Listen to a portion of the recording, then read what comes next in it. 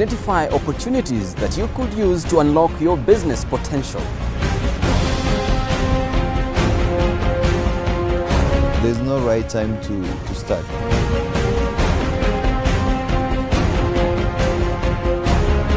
Not every idea needs funding. This is Business Foresight.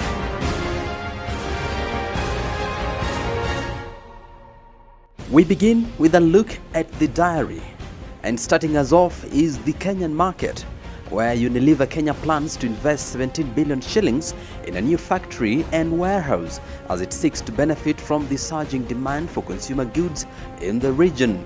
The rising uptake of products is triggered by growing regional economies and increasing population.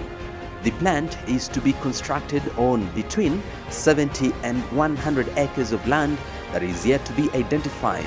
The new factory is expected to replace the current one that has been in existence since the global firm opened shop in Kenya in the early 1950s through acquisition of a 50% stake in the then East African industries. Next on queue is the East African community. And here the focus is on Tanzania, where Tanzania is set to grant licenses to private freighters to establish inland container depots. This move is expected to speed up the release of cargo at the port. 2 months ago, the port of Dar es Salaam experienced an anticipated surge of container carriers, causing serious container congestion at its yard. It was while addressing this congestion that the Tanzania Revenue Authority (TRA) and the port container terminal operators recommended that licensing of inland depots be reviewed and private companies be granted licenses to operate depots. The freighters will be allowed to clear cargo from the port and move it to the depots, where verification and documentation will be done to minimize delays at port and increase the use of railways for transportation of containerized cargo. On the African continent, our focus shifts to South Africa, where plans by the world's top iron ore miners to knock out high-cost rivals with a flood of cheap ore have had some success, but are meeting resistance where they had hoped to make biggest inroads. A large number of small high-cost Chinese mines have been forced to shut by a collapse in global prices, but overall domestic output is increasing as the big stake-backed producers expand or consolidate. And finally, we look at the global scene and still news about China. Chinese economy is likely to experience a bumpy ride over the coming months. Investment analyst from Fidelity Worldwide, a global investment firm, says reform agenda recently put in place by government and stimulus measures will have a positive effect. In an interview with the BBC Rico Hazen on Asia Business Report, Catherine Young, an investment director from Fidelity Worldwide, also said the private consumption and services are becoming more important.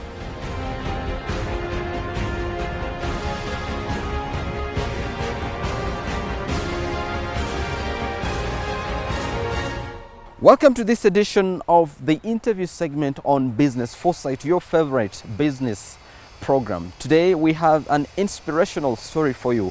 We're speaking to the Chief Executive Officer of Impact Africa Industries, which is a manufacturer and supplier of sanitary towels. His name is Barclay Paul Okari, and the industry is based in Kitale. I'll tell you what, he is just 22 years of age, and he has been able to transform lives. Thank you very much, Paul, for your time. Thank you for having me. You're most welcome. At 22 years, you're already running a multi-million enterprise. How did you begin? For me, it's just a myriad of stuff that happened to me early in life, and which made me really aware of my environment. And from a very young age, I had the motivation to want to create something of my life. And at 15 years, when I was 15 years, I started my first company. It was called Skype Science.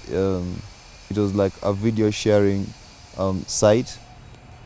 At the time I was doing it, I was in high school, and I couldn't keep up with managing the site and all those things that needed to go into the company. But a year later, we still were not doing enough revenues to sustain us, so I closed that. And then I started my second company at 17 years called Marketplace. Marketplace was basically an online platform where we hooked the buyers to sellers. Sort of what OLX is doing? Yeah, exactly what OLX is doing. I consolidated what I'd gained from the two, initial startups and wrote a book called Marketplace. Basically, it was just from my learnings of running two startups and put that into a book and started pushing the book out, just taking a break from entrepreneurship. Almost at the same time, again, I joined university to do my Bachelor of Commerce Finance, and so there were so many things that were happening, and coming to start Impact Africa Industries for me was like really by default. I never knew anything about sanitary pads or stuff around that space. But one time in 2009, I took a break to go to Narok to volunteer. I actually volunteered as a teacher at a girls' school. And while there, I realized there's a frequency of girls missing class. They couldn't come to class on certain dates. And for me, initially while going there, I actually thought that the challenge that these people faced mainly was teachers. So for me, that was what I went in with. But when I got there, you realize that the students don't come to school just because of a normal biological process. And for me, that really disturbed me. And I'm really passionate about education as a way for people to access opportunity. And I asked myself, like, why are there not other affordable solutions or other affordable alternatives that these people can use? So that curiosity then drove me to start researching around sanitary pads in Kenya, East Africa, and just globally, just to understand like what's this. And while at it, then I realized that this is an opportunity that I could delve into. How did you finance the beginning, and how was it like? I approached 12 banks and all of them dismissed me, and at the time I was like, I can still do this whether with or without the bank's support. At that time, how much money did you have in hand and you needed a top up from the bank? At the time I just had about $10,000. That's pretty much the amount I had at the time. But I knew for me to be able to put something solid on the ground, I needed about thrice that amount, so about $30,000. And for me it became tricky, and the banks will ask you for collateral. They want all those things. As a young person, initially I never had an idea how to how bank statements work and all those things. So in my mind I was like, what's with these guys? So I left the mainstream ways of looking for capital. I went back to my family and friends. I raised a bit of that money, not in totality. So with the first $20,000, then I got my initial machinery.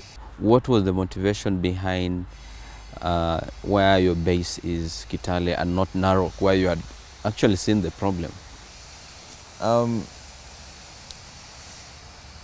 For me, I had options to do it in Nairobi, in Narok, or in Kitale, but Nairobi for me was out of that question because of high rent costs.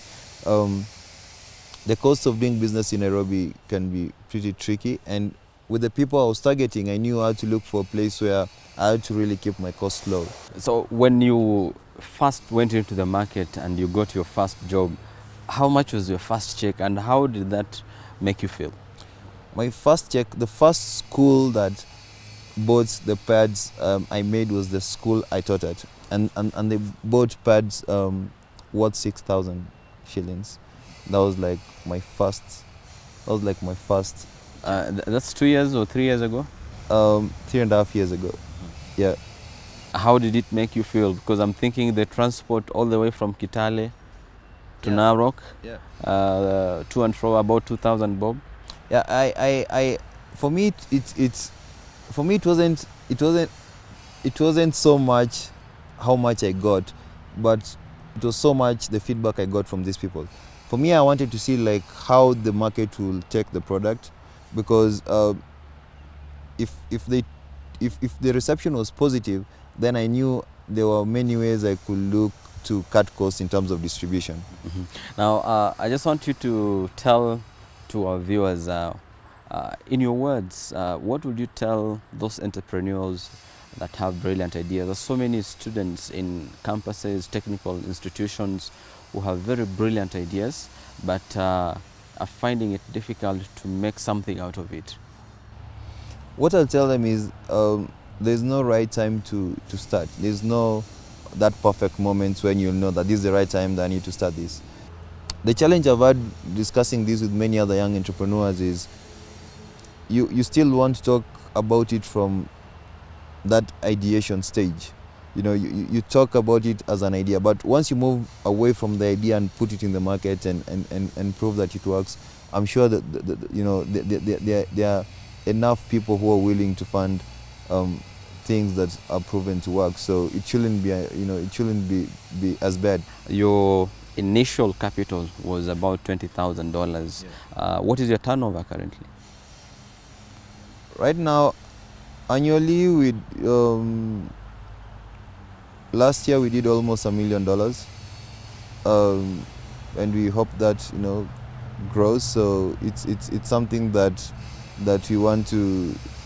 we're pushing ourselves to see how far we can go, but the turnover is just around that figure. Well, thank you very much. We appreciate you for your time and that inspirational advice to our viewers, and we hope to engage you even more in the coming days. Thank you for having me. I appreciate it. You're welcome. That was Barclay Paul Okari, the Chief Executive Officer of Impact Africa Industries. You heard it from him. Don't sit back, don't relax, get out there, do it. Don't just think about it, put it into practice.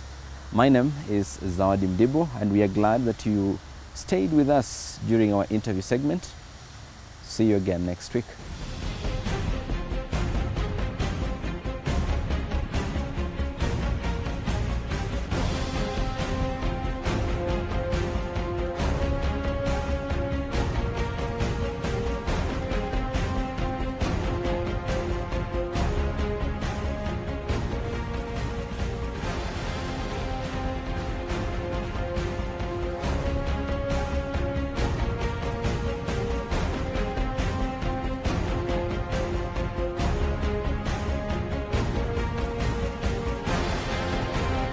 In the expert corner of Business Foresight this week, we introduce you to our guest, Lisbeth Barker.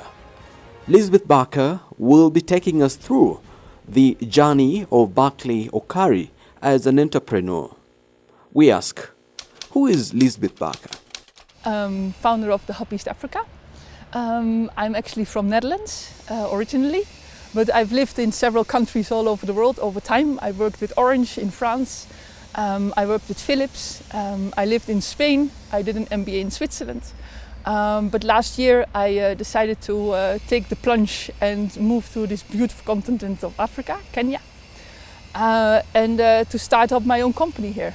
So the principal goal of the Hub East Africa is actually to help entrepreneurs, not just starting, but also people that have been in business for 5 years maybe, or even longer, to help them with knowledge on how to make their business sustainable.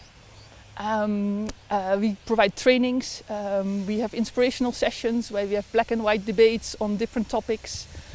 We do excursions to really go into the field to share the different experiences.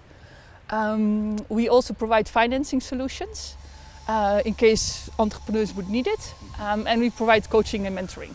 Like many entrepreneurs, Barclay Okari has had many unsuccessful startups. But what was his undoing? I think Barclay is a very special case because he's only 22 years old and he's already a serial entrepreneur. But yeah, he had a brilliant idea, a great idea. It was more in the tech space back then even. But he really didn't have the experience that was needed at that time.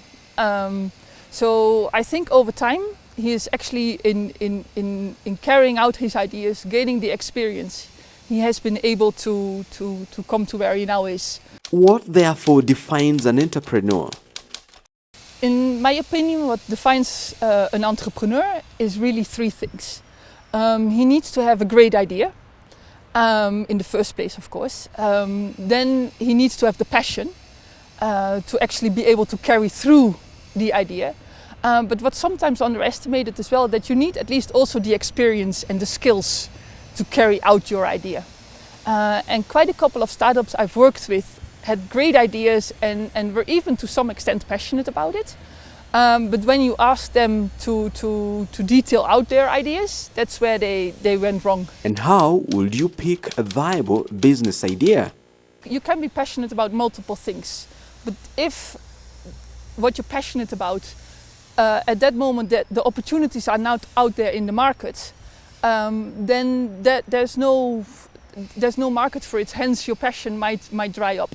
So it is doing the market research, it is talking to people around you, sharing your idea. I know there's also a lot of people are afraid of, oh, I want to keep my idea to heart because what if somebody else takes it and steals it?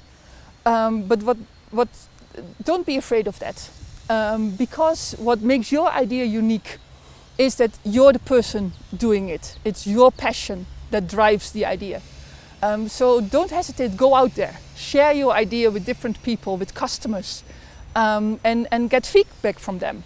And build your idea based on what you get back from the people around you. In the event you have a business idea, what are the ideal sources of funding for the idea? There is this myth that to start your company, you need to have money.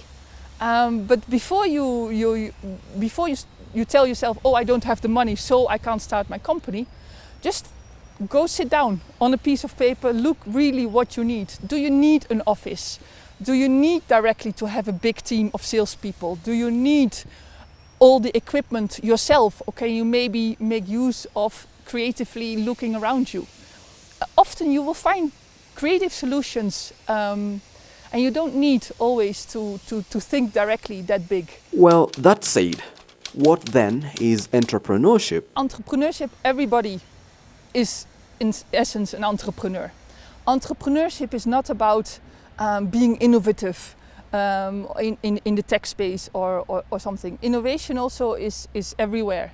It can be seeing new opportunities, improving on a process, finding new financial ways of dealing with things, different pricing. So there's ideas all out there. There's a lot of people with passion. So don't limit yourself and just get out there and take that step and becoming an entrepreneur.